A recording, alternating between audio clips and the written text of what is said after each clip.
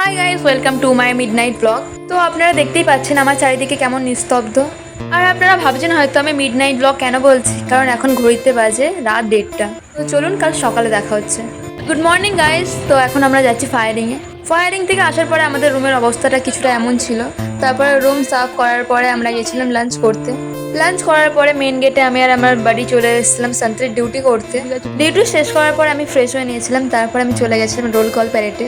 Roll call প্যারেডের মানে হলো বিকেলবেলা বলে দেওয়া হয় যে নেক্সট ডে সকাল থেকে রাত অবধি কী কী করানো হবে, বাস এটারই শিডিউল বলে দেওয়া হয়।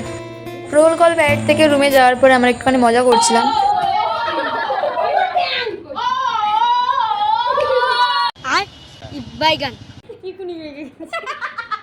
এখানে আমরা একটা ফালতু টপিকের উপর হাসছিলাম যে কার আঙুল সোজা আর কার আঙুল ব্যাঁকা। এখান থেকে আপনারা বুঝতে পেরে গেছেন হয়তো আমাদের মেন্টাল হেলথ এখন কেমন।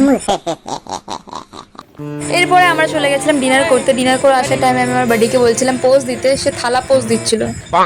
ডিনার করার পরে আমরা দুজন আবার চলে এসেছিলাম মেন গেটে সান্ত্রীর ডিউটি করতে।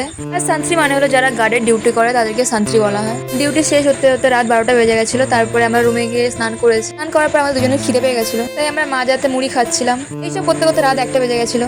সো গাইস, যদি এই ব্লগ থেকে কোনো কিছু ভালো লেগে থাকে তাহলে like, comment, share and subscribe করতে ভুলবেন না। দেখা হচ্ছে নেক্সট ব্লগে। ততক্ষণের জন্য বাই বাই।